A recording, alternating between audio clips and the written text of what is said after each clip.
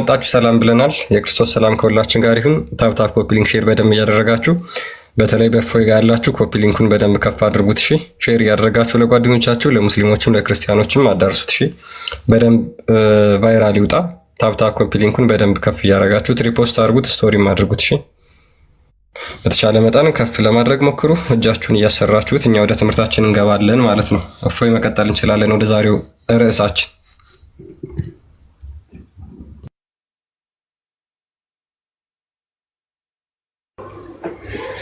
ኦኬ ሁላችሁንም ሰላም ብያለሁ። እንኳን ደህና መጣችሁ፣ እንኳን ደህና ቆያችሁን፣ እንኳን ደህና መጣችሁ፣ እንኳን አገናኘን ምናምን ነገር ሰላም ብያለሁ። አቶ ክርስቲያን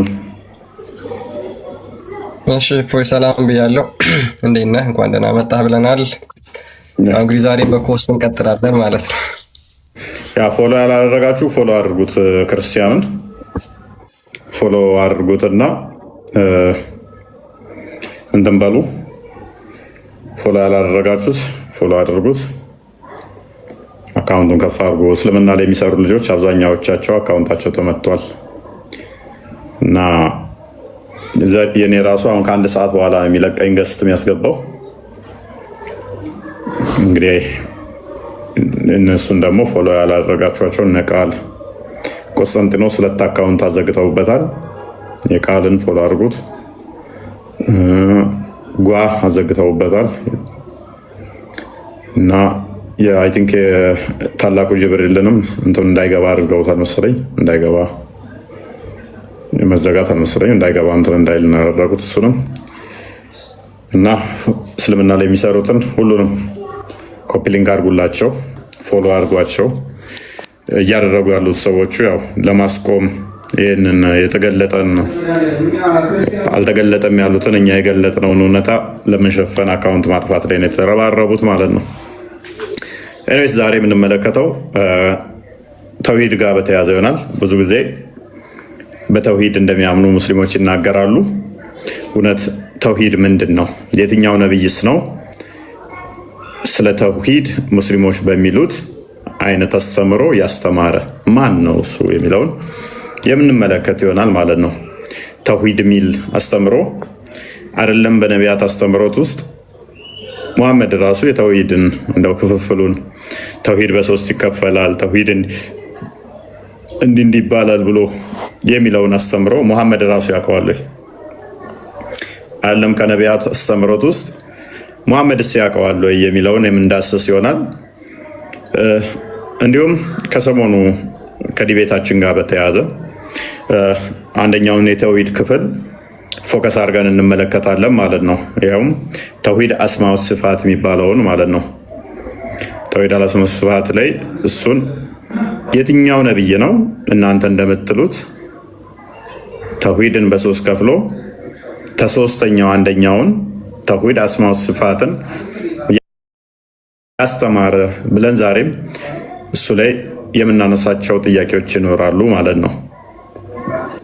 አያውቁትም፣ እነሱ ጠንቅቀው አያውቁትም። ስለዚህ ጉዳይ አንደኛይቱን ያችን ተውሂድ አስማው ሲፋት ውስጥ አንደኛይቱን ባህሪ አለመቀበል ተዊል ማድረግ ከእስልምና ያስወጣል ብለው ያምናሉ። ዘሆል እዚህ ያሉት ግን ሙስሊሞቹ አያውቁትም ማለት ነው። ዝም ብለው ተውሂድ ብለው ይከተላሉ፣ ሙስሊም ብለው ዝም ብለው ይከተላሉ።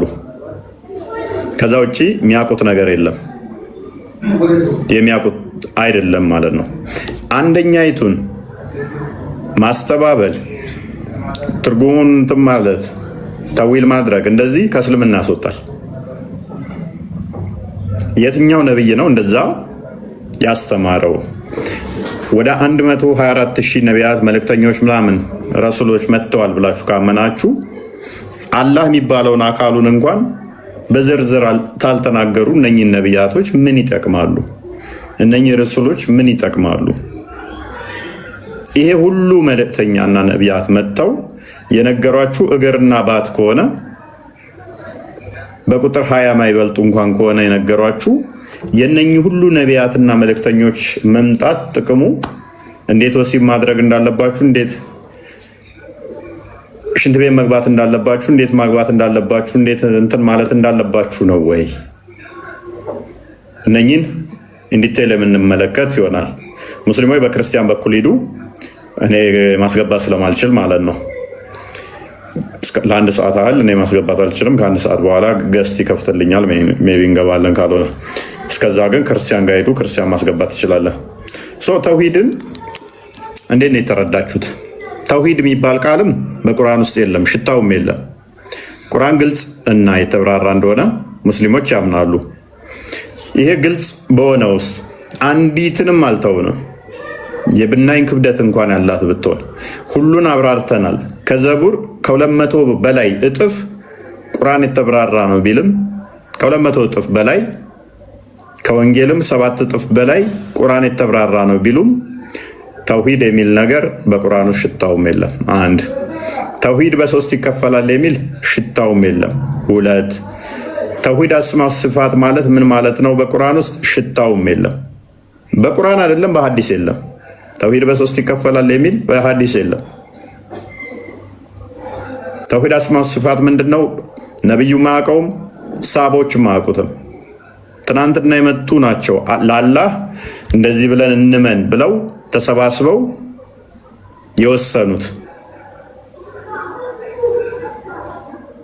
አንድ 3 4 የሆኑና የሆነ መጽሐፍ ይጽፋሉ። ከዴ ጽፏል፣ ክርስቲያን ይጽፋል። ከዛ እኔ እነሳና የክርስቲያን ተውሂድ ብሎ ጽፏል ብዬ እኔ ደግሞ ተውሂድን ደግሞ በሁለት እንክፈለው ብዬ ጽፋለሁ። እንደዛ የተወሰነ ሃይማኖት ነው። እንግዲህ ስሞች አሉት አላህ። እነኛን ስሞች ወደ አንድ ማምጣት፣ የተለያዩ ባህሪያቶች አሉት ወደ አንድ ማምጣት፣ ይሄ ተውሂድ አስማው ሲፋት ይባላል። ወደ አንድ ማምጣት፣ ዩኒፊኬሽን፣ ማዋሃድ፣ ወደ አንድ ያልሆነ ነገር ነው ወደ አንድ እናምጣው የሚባለው አይደለ? ስለዚህ አንድ አይደለም ኦልሬዲ ማለት ነው። ተውሂድ አስማው ሲፋት የተለያዩ ባህሪያቶችን ወደ አንድ የምታመጣበት ይሆናል ማለት ነው። እንደዛ ከሆነ ስሙ አንድ ብቻ ስላልሆነ የተለያዩ ስሞችን ወደ አንድ እንደምታመጣ ሁሉ የተለያዩ አካላቶቹንም ወደ አንድ ማምጣት ማለት ነው። ይሄ ተውሂድ አስማው ሲፋት ውስጥ የሚካተቱ ናቸው። በነቢያት ውስጥ የትኛው ነቢይ አሁን ለምሳሌ ተውሂድ አስማው ሲፋት ነው ብሎ ያስተማረ አለ ወይ? አንድ ነቢይ እናንተ በምታምኑት እናንተ በምገልጹት ከነቢያት ውስጥ የለም። አያውቁትምም። እንኳን ከነቢያት ውስጥ ሙሐመድ አያውቀው፣ ሙሐመድ ራሱ አያውቀው። ስለዚህ የተለያዩ ነገሮችን ወደ አንድ ማምጣት ማለትስ ምን ማለት ነው? የተለያዩ አካላቶቹን ወደ አንድ ማምጣት፣ የተለያዩ ስሞቹን ወደ አንድ ማምጣት። ወደ አንድ አመጣችሁት ማለት አንዱ ይሆናል ማለት አይደለም። በዚህ ውስጥ ደግሞ አንደኛው የቱን የተውሂድ ክፍል መካድ ከእስልምና ያወጣል። ክርስቲያን አዘጋጅልን መጽሐፍ አንዷን መካድ ከእስልምና ውስጥ ያስወጣል ይሉናል። ወይንም ደግሞ ተዊል ማድረግ ከእስልምና ያስወጣል። ለምሳሌ ይስቃል የሚለውን ነው አላህ አይስቅም ይተረጎማል ቢል ከእስልምና ይወጣል።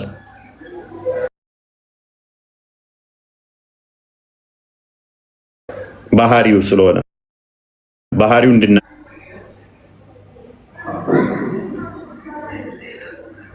ጣት አለው ብሎ አይ ጣት ማለት እንዲህ ነው ብሎ ከተረጎመው ከእስልምና ይወጣል። ቀጥታ የቃሉ ትርጉም በሚሰጠው በዛው ነው የሚሰብተው። ከድር በኔ ጋር ማስገባት አልችልም፣ በክርስቲያን ጋር ግባ። ተውሂድ የምታምን ከሆነ ማውራት እንችላለን። ለክርስቲያን ላክለት። ክርስቲያን በቦሽ ኦኬ እሺ፣ ሙስሊሞች በእኔ በኩል ነው። እሺ በእኔ በኩል እና እኔ ጋር ገስት መላክ ትችላላችሁ። እፎይ ጋር ከአንድ ሰዓት በኋላ ስለሆነ የሚከፍተው ማለት ነው። እኔ ጋር ኑና በእኔ በኩል ትገባላችሁ፣ ጥያቄያችንን ትመልሳላችሁ ማለት ነው። ያ እንግዲህ ምንድነው በአህባሽና በውሃብያ በተለይ ደግሞ ሀገራችን በሚገኙ በሁለቱ ትላልቅ ሴክቶች መካከል የሚታወቀው አንዱ ልዩነታቸው ምንድነው? በአላህ ባህሪያት ላይ ያላቸው የተለያየ ግንዛቤና አረዳድ ነው። እንግዲህ ወሃቢዮች የአላህ ባህሪ ቁርአንና ሐዲስ እንደመጣ በቁርአንና በሐዲስ የተገለጹትን የአላህ ባህሪያትና ስሞችን ያለምንም ተእዊል ሳናደርግ ምንም ተጨማሪ ማብራሪያ ሳናብራራ እንደመጣ ከነትርጉማቸው እንቀበላለን የሚል አስተምሮ አላቸው። ለምሳሌ አይን የሚል መጥቷል። ያንን አይን ልክ አይን ተብሎ እንደመጣ እንቀበላለን። ለአላህ አይን የሚባል አለው ብለው ያንን ያሰፍጡና ይቀበላሉ ማለት ነው። ነገር ግን እንዴታው ቤላ ኬፍ ነው አይታወቅም፣ ወይም ደግሞ ከበቀደሙ ዲቤት እንዳያችሁት አልተገለጸም በሚሉ ያልፉታል ማለት ነው። ይሄን ደግሞ አህባሾች በፍጹም አይቀበሉትም። ለአላህ አይን አለው የሚባለውን ነገር ከፍጡራን ጋር ማመሳሰል ስለሆነ ክህደት ነው በመባል ይፈራረጃሉ ማለት ነው።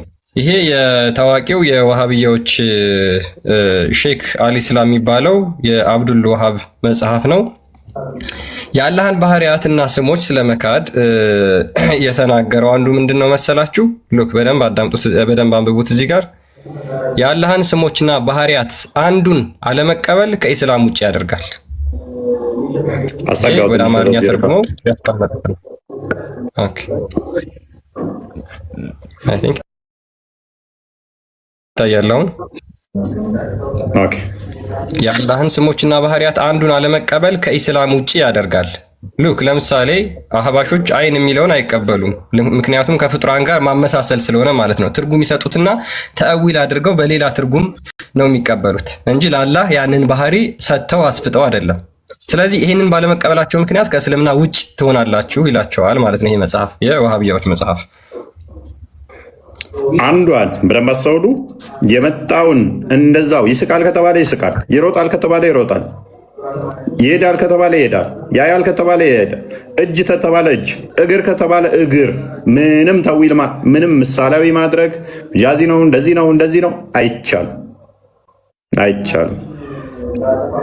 እንደዛ ምትል ከሆነ ምን ትሆናለህ? ከእስልምና ትወጣለህ፣ ከእስልምና ትወጣለህ። ታዲያ ነቢያቶች እንደዛ አስተምረዋል ወይ ነው? ነቢያቶች እንደዛ አስተምረዋል ወይ? አሁን በደንብ አስተውሉ። ሙስሊሞቹም አያውቁትም አምላካቸውን። ደጋግሜ ነግሬያቸዋለሁ። በአቂዳ ጉዳይ ላይ አምላካቸው ላይ አያውቁትም ብያችሁ ነበር። አምላካቸውን ጠንቅቀው አያውቁትም። የሚያውቁት አንድ ነው፣ አልወለደም አልተወለደም ነው። ከዛ ውጭ የሚያውቁት የለም።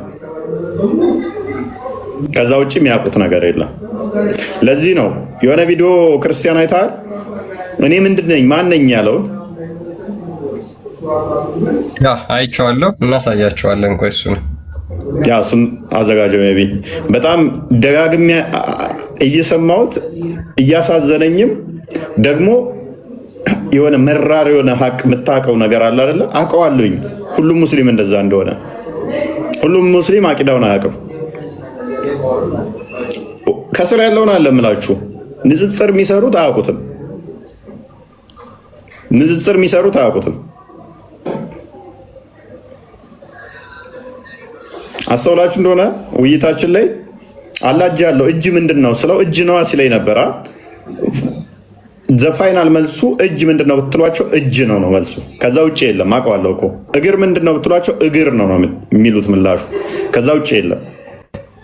የሚቆጠር የሚታይ የሚመጣ በቦታ የተካበበ ከሆነ እሱ ፍጡር ነው እያልናቸው ነው። እኛ ደግሞ እነሱ ግን ምን ይፈልጋሉ? እዛው ዲቤት ላይ ጠይቆ ነበር። ፍጡር ያለው ሙፈሲር አንጣልኝ።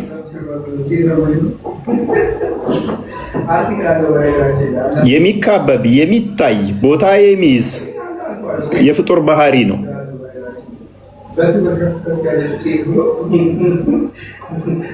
ይሄ አይምሯቸው ውስጥ ያለው እነሱ የሳሉት የቀረጹት ግማሽ ጎደሎ አካል የሆነው እርሱ ፍጡር ነው። እንግዲህ አስቡት፣ ቀደምት ነቢያቶች ያስተማሩት እግር የሆነ አካል አምልከው አልሄዱም። ጭንቅላት ይኑራ አይኑራ አናውቅም ብለው ባት አምልከው አልሄዱም። የቀደምት ነቢያቶች ባት ምን እንደሆነ ቀጥታ ካልተረጎሙት አያውቁትም። እንዲያ ከሆነ ባት የሚባል ሌላ አንድ አካል፣ እግር የሚባል አንድ አካል፣ እጅ የሚባል አንድ አካል፣ ጣቶች የሚባሉ አንድ አካል፣ ብዙ አማልክት ይሆናል ማለት ነው። አላህ ቀጥል ክርስቲያን ያ ይሄንን እንግዲህ የብዙ ሙስሊሞችን ስሜት የተረዳ ሙስሊም ነውና እናዳምጠውና እንመለስ። ይሄ ጥያቄ ክርስቲያን ወገኖችን ምናምን አሳልፉት ማለት እኔ አሁን ራሴን መጠየቅ እና ቤተሰቦችን መጠየቅ ጥያቄ አለበት። አሳልፉት ተብለን ነበር፣ አፉ በለን አላስቻለንም። አሳልፉት ብሎናል፣ አፉ በለን ወንድማችን አላስችል ብሎና ይሄንን ጥያቄ ክርስቲያኖች አሳልፉት ቢልም አፉ ትለናል ስላላስቻለን። እኔ ደጋግሜ ወደ 3-4 ነው የሰማሁት፣ አንጀቴን በልቶት። ቀጥል። እስልምና በራሴ በዲኔ ዙሪያ ማለት ነው። ምክንያቱም አሁን ሚዲያ ላይ እንዳየሁት ከሆነ እሱና የሆነች ሴትዮ አላች ሰለፊይ ዋቢ ምናምን ምናምን እያሉ ሱኒ ምናምን እያሉ ይጋጫሉ። እሺ እኔ ምንድን ነኝ? ለእኔ መልሱልኝ። አሁን እኔ ምንድን ነኝ ማለት እኔ ሱኒ ነኝ ምንድን ነኝ? እኔ አሁን ምንድን ነኝ? መልሱልኝ። ይሄ አብዛኛው ሙስሊም ደጋግሜ ነግሬያችሁ ነበር፣ አቂዳቸውን አያውቁትም። እታች ያለው ህዝቡ ብቻ አይደለም፣ ንጽጽር የሚሰሩት አያውቁትም። ክርስትና ላይ መፈትፈት እንጂ አያውቁትም። ትልቁ መልሳቸው በአቂዳቸው ላይ አልተገለጸም፣ አይታወቅም ነው፣ ወይንም ደግሞ አናቅም ነው። አዲስ ስለሆነባችሁ ነው ኡስታዙ አልተገለጠም ብላችሁ እንትን ያላችሁ ታያለ። ኪታቦቻቸውም ላይ እንደዛ ነው፣ አናቅም ነው። ገና ሲጀምሩ እንደዚህ አይነት ጥያቄ ከጠየቃችኋቸው ሙስሊም ሆናችሁ ለምሳሌ እንደዚህ አይነት ክርስቲያን ጥያቄ ደርሶብኝ ነው ፈተዋ ከጠየቃችኋቸው ሲጀምሩ ምን ብለው እንደሚጀምሩ ታውቃላችሁ? ምላሾቻቸው ላይ ካላህ ጠላቶች ጋር ለምንድን ነው እሱ እንደዚህ አይነት ጥያቄ የምትሰሙት? ለምንድን ነው ካላህ ጠላቶች ጋር ነብዩንና አላህን የሚሳደቡ ከነሱ ጋር ለምን አብራችሁ ትሆናላችሁ? እንዴት? ይሄ እኮ ከባድ ኃጢአት ወንጀል ነው። እንደዚህ አይነት ጥያቄ ለምን ታዳምጣላችሁ? ለምንስ ትሰማላችሁ? ለምን አብራችሁ ትውላላችሁ? ለምን ህብረት ታደርጋላችሁ? ራሳችሁን ከእንደዚህ አይነት መነጠል አለባችሁ። አላሁ ተዓላ በቁርአን ውስጥ እንዳስጠንቅቋል፣ እንደዚህ እንዳትሆኑ ሹባ እንዳይገባባችሁ ምናምን ብለው አስቀድመው ይጀምራሉ። መዓት ማብራሪያ ወቀሳ ይጀምራሉ። ከዛ በኋላ ጥያቄውን ያመጡትና እንዲህ የተባለው ቁርአን ውስጥ አዎ እንደዚህ ነው። ከዛ በኋላ እንትኑን አናቅም፣ ከፍያውን አናቅም። አላህ ከጥርጣሬ ምናምን ይጠብቀን ብለው ይዘጉታል። ከዛ አላህ ነውስ ቤስት ምትል መጨረሻ ላይ ያስቀምጣሉ። ሙሉ ፈተዋቸውን ይዋቸው መጨረሻ ላይ አላህ ነው ቤስት ነው መልሱ። በቃ አላህ ነው የሚያውቀው፣ የተሻለ አላህ ያውቃል። እኔስ ቀጥል።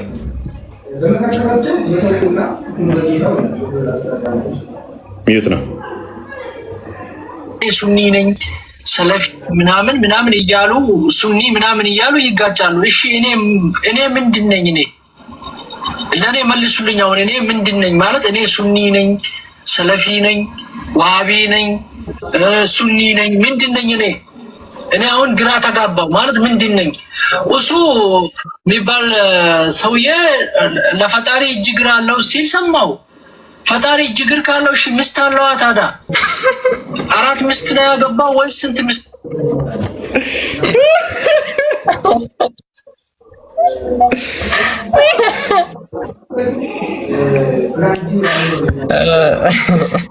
እሱ የሚባለው ሰውዬ ፈጣሪ እጅ እግር አለው ሲል ሰማው። እንዴ ፈጣሪ እጅ እግር ካለው ሚስት አለዋ? ፈጣሪ ስንት ነው ያገባ? 4 ነው ሚስት ያለው። ምክንያቱም 4 ነው የፈቀደው በቁርአን ውስጥ 2 2 3 3 4 4 አግቡ ስላለ 4 ነው አላህ ሚስት ያለው። 4 ሚስት አለዋ። እኔ አሁን ግራ ገብቷል፣ ንገሩኝ። ቀጥል። ለፈጣሪ እጅ እግር አለው ሲል ሰማው። ፈጣሪ እጅ እግር ካለው እሺ ሚስት አለዋ ታዲያ? 4 ሚስት ነው ያገባው ወይስ ስንት ሚስት ነው ያለው? እሺ ለፈጣሪ እጅ እግር ካለው እኔ መንፈስ እንደሆነ ነበር የማውቀው። ወይ ፈጣሪ ሆይ አሁን ግራ እያጋባችሁኝ ነው። እኔ በአስቸኳይ አሁን የኔ እንትን ንገሩኝ። እኔ አሁን ሰለፊ ነኝ፣ ሱኒ ነኝ፣ ዋሃቢ ነኝ፣ ምንድን ነኝ? እኔ ምንድን ነው የምከተለው? እኔ ምንድን ነኝ? እሺ አሁን እኔ ግራ ገብቶኛል፣ ወላሂ ግራ ገብቶኛል። ለኡስታዞች ጥያቄ አቅርቤያለሁ፣ ግራ ገብቶኛል። መልሱልኝ፣ ለአላህ ብላችሁ መልሱልኝ። እንደኔ እኔ ምንድነኝ? እኔ ሰለፊ ነኝ፣ ሱኒ ነኝ፣ ዋቢ ነኝ፣ ምን እንደሆን ካላቀው እኔ ከአባቴ የወረስኩትን ዲን ነው እየተከተልኩ ያለሁት እንዴ። ወንድማችን በጣም ከፍቶታል። በነገራችን ላይ ይሄ ሁሉም ቤት ያለ የገባ ነገር ነው። አሁን ላይ በተለይ ሁሉም ቤት የገባ ነው። እኔ ምንድነኝ የሚለው ሁሉ ሙስሊም ጋር ሊጠየቅ የሚገባ ጥያቄ ነው። ምክንያቱም ምንድነው ትልቁ ችግር መስጊድ ውስጥ አላስተማሯቸውም። ምን እንደሆኑ አልነገሯቸውም። አጭበርብረው አታለው ስለ ክርስትና ብቻ ጥያቄ አሸክመው ይልኳቸዋል። ስለ ዲናቸው ስለሚያመልኩት አላህ እንኳን ትንሽ ግንዛቤ ሳይኖር ከዛ በላይ ስለ ክርስቲያኖች አምላክ ያሸክሟቸውና እኛን መተው ጥያቄ ይጠይቃሉ ማለት ነው። ስለነሱ ግን ይሄው እኔ ምንድነኝ እያሉ ነው። ከዚህ በኋላ በርደን አለባቸው የሙስሊም ኡስታዞች ማለት ነው። ያ በጣም አሳዛኝ እውነታ ነው። ይሄ ግልጽ የወጣው ነው። ብዙዎች በውስጣቸው ግራ ተጋብተው አልቅሰው ምንድነኝ ምን ውስጥ ነኝ ያለሁት ብለው የተቀመጡ አሉ። ክርስቶስ እንግዲህ ስራውን ይሰራል። እኛ የሚቻለንን ነው የምናደርገው ይዋዲደር እንጂ፣ ምክንያቱም ሃይማኖት ጉዳይ ነው። በአንድ የለቀው እንደማይወጡ እናውቃለን። በጊዜ ብዛት ውስጥ ግን እንደሚወጡ እናምናለን። የአንድ 2 3 4 ምናምን ሳይሆን ሚሊየንስ ከእስልምና እንደሚወጡ ተስፋ እናደርጋለን። የጊዜ ጉዳይ ነው። እየዋለ እያደረ እያብላሉት በሄዱ ቁጥር እቺ የምትዘራው ዘር ቀላል ዘር እንዳመስላችሁ። እቺ ዘሯ ለልጆቻቸው እንትን ትሆናለች፣ ልጆቻቸው ጋር ትደርሳለች፣ የተለያየ ቦታ ላይ ትሄዳለች። ከዛስ አሪፍ ዘር ነች እቺ። እስተነ ቤተሰብ የሚወጣ ይኖራል እና ጥሩ ነው። አብዛኛዎቹ አቂዳዎቻቸውን አያውቁትም። ክርስትና ሚስጥር ነው ምናምን እንደሚል አይደለም። ይሄ ወንድማችን አሁን ዝም ብሎ አላህ መንፈስ ነው ብሎ የሚያምነው ወለ ልክ እንደኛ እንደ መጽሐፍ ቅዱሱ እግዚአብሔርን መንፈስ ብለን እኛ እንደምናምነው እሱ ምን እያለ ነው የሚያምነው? አላህ መንፈስ ነው ብዬ ነው ባይርማቀው። አሁን ግን ስሰማ እጅግር አለው ምናምን የሚባል ነገር መጣብኝ። ወለ የሚታይ ነው። በዛኛውም አይታችሁታል። ኦሮምኛ ላይ የሚሰሩትም እየቀወጡት ነው። ጥያቄዎች አይቼ እንዴ አላህ እንዴት ነው እጅ ያለው ሲባል ሰምቻለሁ ምናምን እያለ አይ ቲንክ ሙባረክ ነው የሚባለው ጌመሩ እየቀወጡት አይቻለሁ። መልሱ ጥያቄ ግራ ገብቶኛል። ይሄ ነገር አላህ ይታያል እየተባለ ነው። 2 ቀኝ እጆች አሉት፣ ይሮጣል፣ ይሄዳል። ይሄ ነገር እንዴት ነው? እኔ ሰምቼ አላውቅም። አካል አለው እንዴ አላህ? ደብቀዋቸው ኖረው ነበረ። ለምን ተውሂድ አስማው ሲፋትን አላስተማሯቸው? ለዚህ ነው ተውሂድ አስማው ሲፋትን አታቁም እንላችሁ። የትኛው ነብይ ነው ተውሂድ አስማው ሲፋት ብሎ ጎዶሎ አካል አምላኩን አስተምሮ የሄደ? የትኛው ነብይ ነው? የትኛው ነብይ ነው? አምላኬ ጭንቅላት ይኑር አይኑር አላውቅም፣ እግርና ተረከዝ አለው ብሎ ያስተማረ አንድ ነብይ አንጡልን። እናንተ ከምትከተሉት በስተቀር እናንተ ከምትከተሉት አስተምሮ ውጪ የኔ አምላክ ጭንቅላት ይኑረው አይኑረው አላውቅም፣ ተረከዝና እግር አለው ብሎ ያስተማረ ነብይ ማን ነው? እሱ አምላካችሁ እግር ብቻ መሆኑን ነግሯችሁ ሲሄድ ነብያችሁ ያልተገጣጠመ ይሁን የተገጣጠመ፣ የተበታተነ ይሁን ኮምፓውንድ ሳይነግራችሁ ሄደው ነብያችሁ አሁን እግሩ እዛ ጋር ሊሆን ይችላል፣ ባቱ እዛ ጋር ሊሆን ይችላል። እግር ምንድነው? ባት ምንድነው? እኛ በምናውቀው ከሆነ ግን ሉክ እጅ ይሄ ነው። እጅ ማለት ይሄ ነው በምናውቀው በምንግባባው ቋንቋ ከሆነ እጅ ክንድን ያካትታል አለ፣ መዳፍን ያካትታል፣ ጣትን ያካትታል። እነኚህን ሙሉ ፓርቶችን የያዘ ነው። እጅ ስትሉ ይሄንን ነው ወይ ማለት ከኔ ማይመሳሰል ለሱ እንደዚህ አይነት የተሰካ ነገር ነው ወይ? ካልሆነ ግን ሎክ ካልሆነ እጅ ተብሎ እንዴት ተጠራ? ቋንቋው የኔ ስለሆነ እጅ የሚባለው ትርጓሜው ምን እንደሆነ የምናውቀው ስለሆነ አይ ከፍጡር አታመሳስል ይላል። በምንድን ነው ማላመሳስለው? እጅ ብለህ የኔን ስም የምጠቀምበትን እየነገርከኝ እየጠራኸው አሌስ ላላህ እጅ ስትል ምንድን ነው እሱ? እጅ ማለት ምን ማለት ነው? ሌላ እንደዚህ ቁጭ ያለ አካል ነው ወይ? ተውሂድ አስማው ሲፋት ላይ ወደ አንድ ማምጣት ብላችሁ ስትሉ ይሄንን እጅን ምን ብላችሁ ነው የተረጎማችሁት? ምንድን ነው እጅ? ቀጥተኛ ትርጉሙን ነው ካላችሁ ደግሞ፣ ምክንያቱም ቀጥተኛ ትርጉም ከሆነ እጅ ምን እንደሆነ እናውቃለን። አይ እንደዛ ብለህ አትተርጉም ካላችሁ ደግሞ እጅ ማለት ምን ማለት ነው? እጅ ማለት ወገብ ሊሆን ይችላል። እጅ ማለት ጆሮ ሊሆን ይችላል። ካልሆነ ደግሞ ስሙ እጅ መባል አልነበረበትም ማለት ነው። ኦኬ ክርስቲያን ምታነባዋለህ? ያ ይችን አንዴ ላንብብላችሁና የተወሰነ ምንድነው ከአናቅም ውጪ ምንም መልስ የለም። በአጭሩ ግን አናቅም እንዳትሉ ደግሞ ብዙ የሚነሱ ነጥቦች ስላሉ ነው። ኦልሬዲ አንዴ ስለተናገራችሁ አይን፣ ፊት የመሳሰሉ እግር፣ እጅ የመሳሰሉ የሚባሉት ነገሮች ከሰጣችሁ በኋላ እነዚህ ነገሮች ትርጉም አልባ ማድረግ አናቅም ማለት መልስ ሊሆን አይችልም። አሁን ይሄ አንድ ነገር ላንብብላችሁ። ይሄ ምን መሰላችሁ? የኢብኑ ተይሚያ ስለ አላህ ባህሪያትና ስሞች መጠየቅ ከተጠየቀ እንዴት አይነት መልስ መመለስ እንዳለባቸው እየነገራቸው ነው። ላንብብላችሁ። አንድ ሰው አላህ እንዴት ይስቃል፣ አላህ እንዴት ይናገራል፣ አላህ እንዴት ይሰማል፣ አላህ እንዴት ያያል ብሎ ቢጠይቅህ ለዚህ ሰው ሁለት መልሶችን መልስለት ይላል። የመጀመሪያው መልስ መስማት፣ አሁን በደንብ አድምጡ። መስማት ትርጉሙ የታወቀ ነው፣ እንዴትነቱ ግን አይታወቅም። በእርሱ ማመን ግዴታ ነው። ስለ እንዴትነቱ መጠየቅ ግን ቢድአ ነው ወይም ፈጠራ ነው ይላል። አሁን ለምሳሌ አላህ ይሰማል እንላለን። መስማት ትርጉሙን እናውቀዋለን። ትርጉሙን የምናውቀው ከማን አንጻር ነው? ከኛ አንጻር ነው ወይስ ካላህ አንጻር? ከኛ አንጻር ከሆነ እንደፈለግን መናገር እንችላለን፣ መተርጎም እንችላለን፣ መጠየቅ እንችላለን። ለአላህ መስማት ሲባል ትርጉሙ የሚታወቅ ከሆነ እንዴት የሚለው ቃል ግዴታ ይመጣል ማለት ነው። አሁን የመስማት ትርጉም ምንድን ነው ለአላህ ሲባል? ይህንን መልስ ያዘጋጃሉ ሙስሊሞች ቀጣይ ሲገቡ። አሁን እሺ፣ ይህም ልክ ኢማሙ ማሊክ ይልና ኢስተዋ የታወቀ ነው፣ እንዴትነቱ ግን አይታወቅም። በእርሱ ማመን ግዴታ ነው፣ ስለ እርሱ መጠየቅ ግን ቢድአ ነው ይላል።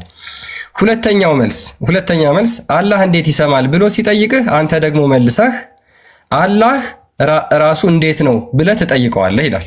አሁን ለምሳሌ እኔ አንድ ሙስሊምን አላህ እንዴት ነው የሚሰማው ብዬ ስጠይቀው እኔን መልስ ለማሳጣት ምን ብሎ መጠየቅ አለበት? ራሱ አላህ ራሱ እንዴት ነው ብሎ ቢጠይቀኝ ታዲያ መልስ መስጠት ይችላልን? አላውቅም ማለቱ አይቀሬ ነው። ስለዚህ እኛ አናውቅም በምንልበት መልኩ እነሱም አናውቅም ብለው እንዲመልሱ አላህ እንዴት ይሰማል ብላችሁ ስትጠይቋቸው እስኪ አንተ ልጠይቅህ መልስልኝ፣ አላህ ራሱ እንዴት ነው ብላችሁ ጠይቁት። ያን ጊዜ አላውቅም ማለቱ አይቀሬ ነው ይላል። ልክ እንደዚሁ የባህሪያቱን አንድነት የባህሪያቱ እንዴትነት አይታወቅም፣ ነገር ግን የባህሪውን ማሳያ ነገር ግን የባህሪውን ማሳያ ፍቺውን እናውቃለን ይላል። አሁን እዚህ ጋር ነው በደንብ ፎከስ ማድረግ ያለባችሁ። ነገር ግን የባህሪውን ማሳያ ፍቺውን እናውቃለን፣ የመስማትን ፍቺ እናውቃለን፣ የኢስተዋ ፍቺ በአረብኛ ቋንቋ እናውቃለን፣ ምን እንደታሰበበትም እንረዳለን፣ አላህ ሕይወት አለውም ሲባል ምን እንደሆነ እናውቃለን ይላል። አሁን እንዴትነቱ ግን አይጠየቅም ነው ፖይንቱ። በጣም ጥሩ። ስለዚህ ፍቺው የሚታወቅ ከሆነ አሁን ሙሐመድ አለህ ሙሐመድ። ስለዚህ ኦኬ፣ ሰላም ነው። እንኳን ደህና መጣ። ደህና ቆያችሁ። ኦኬ፣ አይ ቲንክ ሙስሊም ነህ አይደል? ነበርኩ። አሁን እዛ አይደለሁም፣ ክርስቲያን ነኝ። ኦኬ፣ ሙስሊም አይደለህም? ከእስልምና ወጥተሃል አሁን? ቆየሁ ከወጣሁ። ኦኬ፣ እሺ፣ በጣም ጥሩ። ያ በነገራችን ላይ ከእስልምና እንድትወጣ ያደረገ ነገር ምንድን ነው?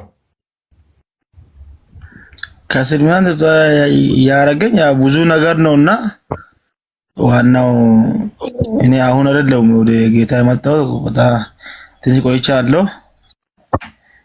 ያው ተመስክሮልኝ ነው። ኦኬ፣ እሺ፣ በጣም ጥሩ።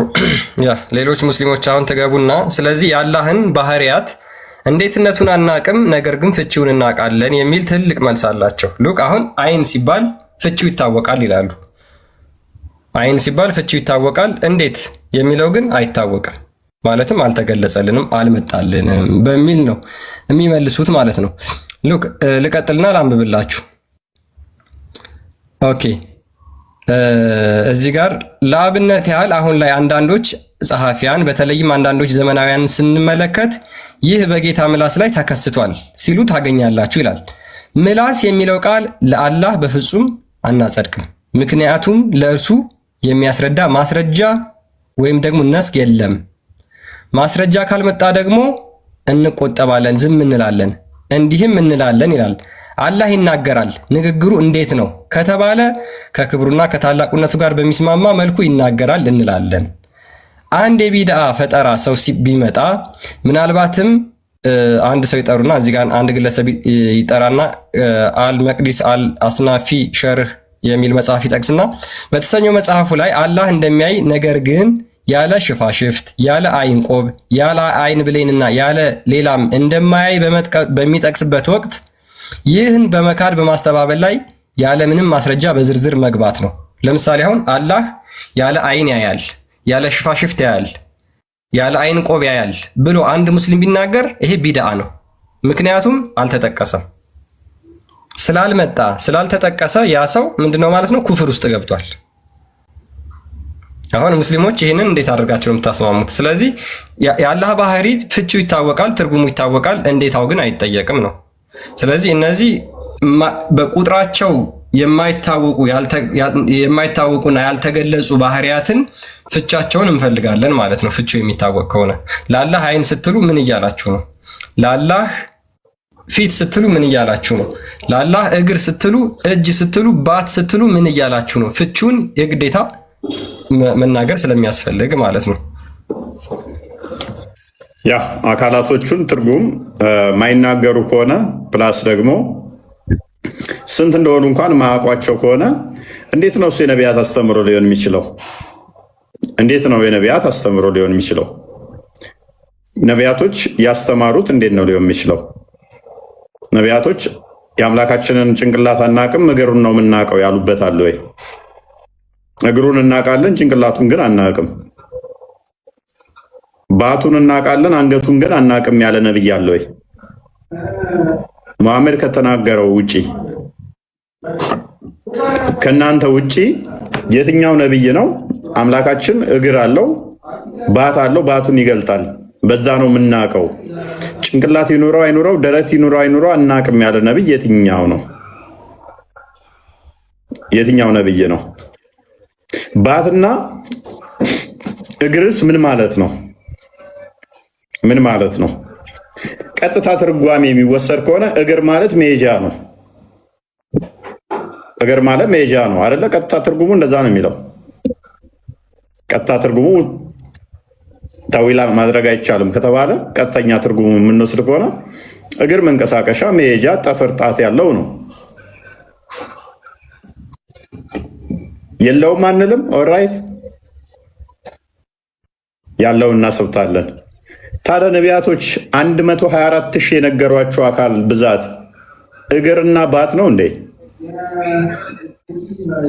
ብልት ይኑረው አይኑረው አልነገሯቸውም? ታፋ ይኑረው አይኑረው አልነገሯቸውም? ሆድ ይኑረው አይኑረው አልነገሯቸውም? አንገት ይኑረው አይኑረው አልነገሯቸውም?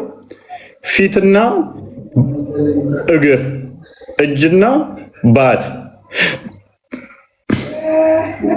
እነኝም ብቻ ነው ወይ ነቢያቶች አስተምረው ሄዱት? የነቢያት አስተምረው የምትሉን ይህንን ነው ወይ? ጋዳምበው ያ ሜቢ በደንብ ክሊር እንዲሆንላቸው ይሄንን ላንብብላቸው። ስለዚህ የአላህን ባህሪያትና ስሞቹን ወደ አንድነት አምጥቶ ማመን ሲባል ምን ማለት እንደሆነ እዚህ ጋር ይናገራል። ተውሂድ አስማው ሲፋት እርሱም አላህ በስሞቹና በባህሪያቱ ብቸኛ መሆኑን ማወቅና ማመን ነው ይላል። ይህም የሚረጋገጠው አላህ እርሱ ለራሱ ያጸደቃቸው ስሞቹና መልካም መገለጫ ባህሪያቱም እንደዚሁም በመልእክተኛው አማካኝነት የጸደቁትን ስሞችና ባህሪያቱን በፍጡራን ስሞችና ባህሪያት ሳናመሳስል ወይም ትርጉሙን ሳናዛባ፣ ስለዚህ ትርጉም አለው ማለት ነው። የአላህ ባህሪ ትርጉም አለው ማለት ነው። ትርጉሙን ሳናዛባ ወይም ትርጉም አልባ ሳናደርግ፣ ስለዚህ የአላህ ባህሪ ትርጉም አልባ አይደለም፣ ትርጉም አለው ማለት ነው። በቀጥታ ቃሉ በሚሰጠው ትርጉም መሰረት ስናምን ብቻ ነው ብሎ ይናገራል። ስለዚህ አሁን እጅ የሚለው እኔ ጋር ሙስሊሞች አስገባ የምትሉኝ እኔ ማስገባ ስለማልችል ነው። ክርስቲያን ጋር ላኩ፣ ክርስቲያን ላኩለት፣ በክርስቲያን ጋር ሄዱ። ቀጥታ የተጠቀሰው በሚሰጠው ትርጉም ማመን ግድ ነው አሉን። ቃሉ በሚሰጠው ትርጉም በዛ ግዴታ ማመን ነው አሉን። እንዲያ ከሆነ የቃላቶቹን ትርጉም ደግሞ አታመሳስሉ እንዴት ይሉናል? የተነገረው በምናውቀው ቋንቋ ስለሆነ እጅ የምናውቀው አማርኛ ነው እስከማውቀው ድረስ እጅ ኦኬ። እጅ አለው ስትል እጅ ምን እንደሆነ አውቀዋለሁ። እግር ምንድነው እናውቃለን። ኖ ከፍጡር ጋር ታመሳሰል፣ ስሙን አታመሳሰል። ስሙ እኮ ተመሳሰለው ኦልሬዲ። እኔም እጅ ነኝ፣ እጅ ያለኝ ይሄ እጅ ነው።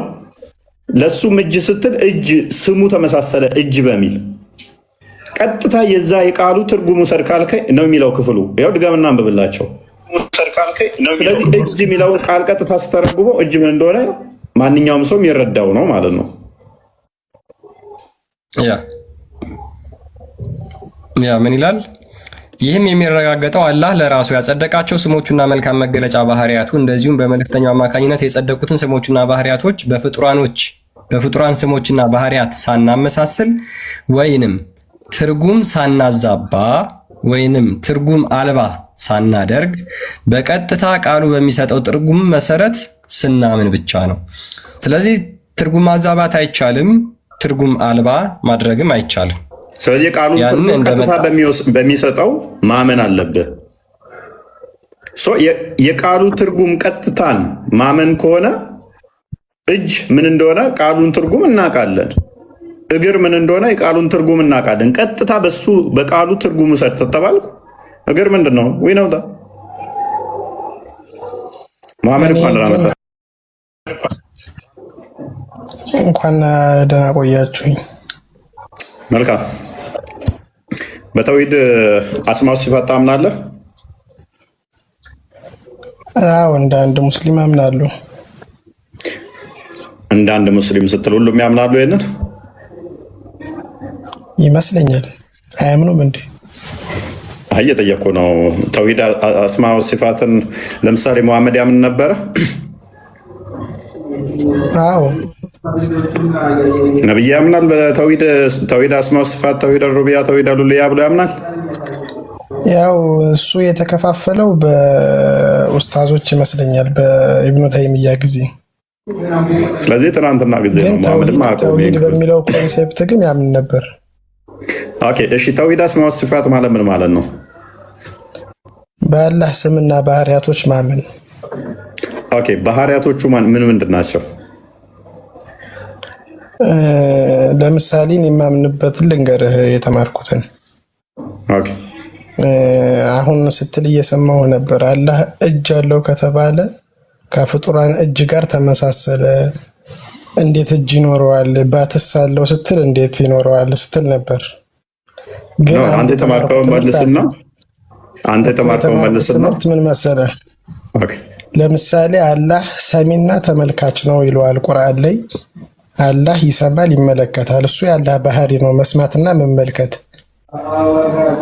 እና የሰው ልጅም ያያል፣ ይሰማል። ግን የሰው ልጅ መስማትና መመልከት ከአላህ መስማትና መመልከት ጋር አንድ አይደለም። ያው አላህ በቁርአን ላይ ራሱን በገለጸበት መንገድ እንቀበላለን ነው። እጅ አለኝ ካለ እጅ አለው እንላለን፣ ግን እንደ ፍጡራን እጅ አይደለም ብለን እናምናለን። የስም መመሳሰል ይኖራል፣ ግን ያኛው የመለኮት እጅ ነው፣ የኛ የፍጡራን እጅ ነው ብለን ነው የምናምን። የሰጠው ኤግዛምፕል ግን እንደሚጎዳ ታውቃለህ? አልገባኝም። ያ እሺን ኤግዛምፕል ሱረቱ ሹራ ይመስለኛል። ሹራ ነው አይደለ? 42ኛው ሱራ ማለት ነው። ቁጥር 11 ነው የጠቀስከው። አላህ አምሳያ ያለው እሱ ሰሚው ተመልካቹ ነው የሚለው። መልሰ ግን ምን አመጣ? ብዙ ጊዜ ሙስሊሞች ይህንን ኤግዛምፕል ሲጠቀሙ ታያለውኝ። አላህ ሁሉን ይሰማል፣ ሰው ግን የተገደበ ነው፣ ትንሽ ነው የሚሰማው፣ ስለዚህ ይለያያል። ይህን አትጠቀሙት፣ አይጠቅማችሁም። ሱራ 16:74 ጀምሮ እንደሚናገረው ማንኛውንም ነገር ምሳሌ አታደርጉለት ለአላህ ስለሚል ምሳሌ አድርጋችሁ አትጥቀሱ እንደዚህ አይነት ነገሮችን። አንደኛ። ሁለተኛ ደረጃ ደግሞ የመጠን ጉዳይ ነው። የመጠን ጉዳይ ያመጣችሁ ማለት ነው። ሰው ትንሽ ነው የሚሰማው፣ አላህ በደንብ ይሰማል የሚል እንትን ውስጥ ወይንም ደግሞ ሁሉን ያውቃል አይነት ውስጥ መጣችሁ ማለት ነው። ትንሽ ነው የሚሰማው፣ ብዙ ነው። ስለዚህ መጠን ላይ የሆነ ጥገኝነቱ ማለት ነው። ሶስተኛ ደግሞ ምንድነው እሱ አሁንም ችግሩ የማመሳሰል ጉዳይ መጣችሁበት ማለት ነው። ይህንን አትጠቀሙት። ከዚህኛው ቶፒክ ጋር ምንም ከአስማት ሲፋት ጋር ምንም የሚሄድ አብሮ የሚሄድ ስላልሆነ ማለት ነው። ከጥያቄው ጋር ምንም አብሮ የሚሄድ ስላልሆነ ስለዚህ አሁን እጅ አለው ሲባል አዎ እሱ መለኮታዊ እጅ ነው አልከኝ አይደለ? መልካም። ስለዚህ የኔ እጅ መለኮታዊ እጅ አይደለም፣ የእሱ መለኮታዊ እጅ ነው አይደለ? እንደዚህ ያልኩበት ምክንያት አለ፣ ግን ምክንያቱም ባብራራ ብትፈቅድልኝ። ኦኬ እሺ ቀጥል። ቅድም አንተ ያልከው አለ ለሱ አምሳያ አታደርጉለት ያልከው ይመስለኛል። በአረበኛው ለይሰ ከሚስሊሂ ሸይእ ነው የሚል ለሱ አንድም ቢጤ እና አምሳያ የለውም የሚል አንቀጽ አለ እና ለማለት የፈለግኩት ቅድም የሰጠው ምሳሌ እኛ ትንሽ እንሰማለን እሱ ብዙ ይሰማል ለማለት ሳይሆን አላህ ቁርአን ላይ ራሱን ሰሚና ተመልካች እንደሆነ ይገልጻል። እንሰማለሁ እመለከታለሁ ይላል። የሰው ልጅንም ደግሞ ሰሚና ተመልካች አድርገን ፈጠር ነው ብሎ ይናገራል። ከዚህ ላይ ግን የአላህ መስማትና መመልከት እንደ ሰው ልጅ መስማትና መመልከት አይደለም። ስሙ ሊመሳሰል ይችላል፣ ግን እንደ ሰው ልጅ እንደ ፍጡራኑ አይደለም ነው። ያ አሁን እኮ ከዚህኛው ፖይንት ጋር ምንም የሚገናኝ አይደለም ማሜ። እኔ አሁን አስማት ሲፋት ውስጥ ስገባብህ አሁን ስለ እጅ አንስተህም ስለነበረ እኛ እጅ አለን እሱ ግን መለኮታዊ እጅ ነው አልክ። ይሰማል? አዎ እኛም እንሰማለን። እኛ አምላክ ይሰማል ስንል ነገሮች ላይ ጥገኛ ሆኖ እኔ የምሰማው በድምፆች አማካኝነት በዛ ሳውንድ ዌቭ ነው የምሰማው። የሆነ ነገር ሲከሰት ነው የምሰማው።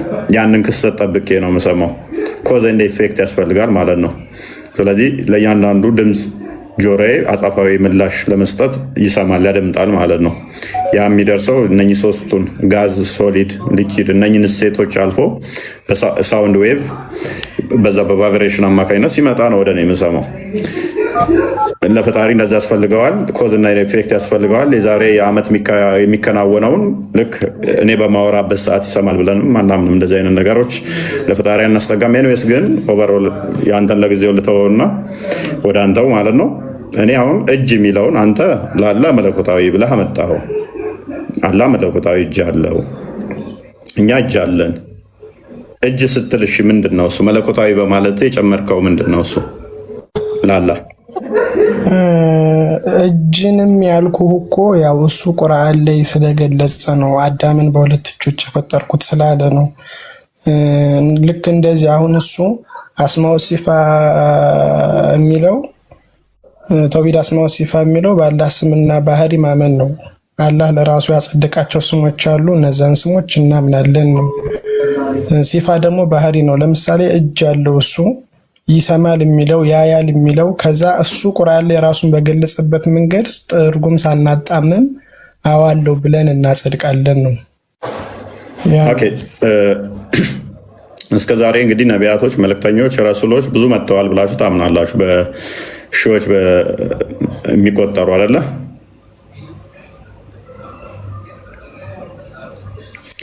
እንደዛ ከሆነ ለምሳሌ አንድ ሰው ተነስቶ አሁን አላህ ጭንቅላት አለው ቢል ተሳስቷል ወይንስ ትክክል ነው?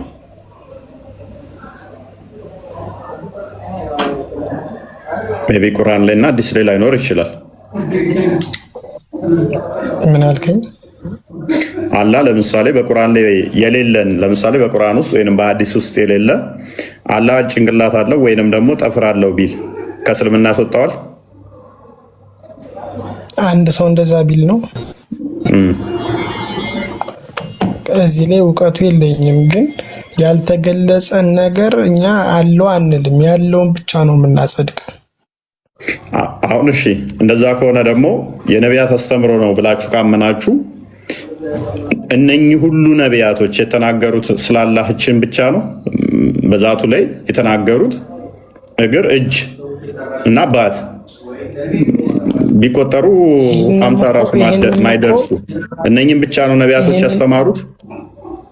ይሄንም እኮ ነቢያት አስተምሮ አይደለም እፎይ። አሁን እጅ አለው ስልህ ወይም ያያል፣ ይሰማል፣ ይወርዳል የሚለውን አንቀጽን ስነግርህ ነቢያቶች አስተምረው ሳይሆን አላህ ራሱ ለራሱ ያጸደቀው ባህሪ ስለሆነ ነው እኛ አዎ ብለን የምንቀበለው። ነቢያት የተላኩበት የራሳቸው የሆነ ዓላማ አላቸው እንጂ ስለሱ እጅና እግር ለማብራራት አይደለም ብዬ ነው የማምነው። አይ ለምሳሌ አላህ ይወርዳል ብሎ የተናገረው መሐመድ ነው አይደል?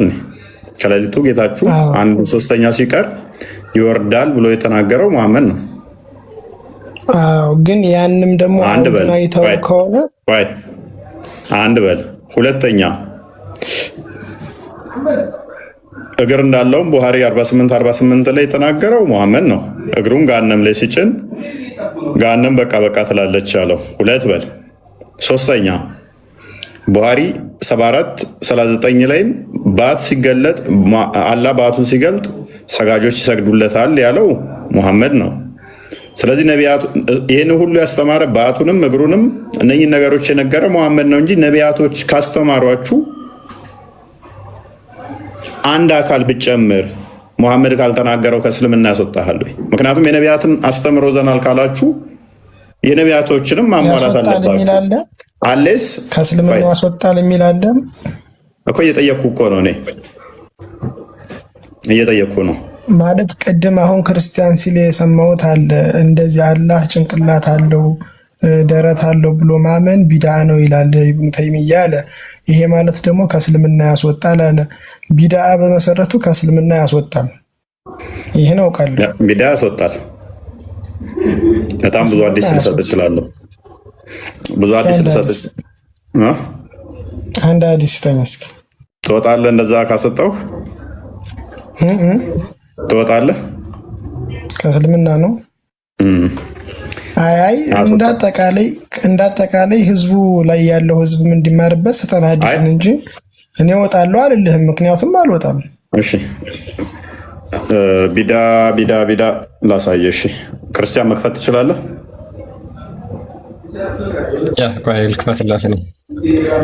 እሺ ሱናን አቢ ዳውድ 45:30 መክፈት ትችላለህ። እጅግ በጣም ብዙ ቦታ ነው ያለው። 45:30 ነው ያልከኝ? ኦኬ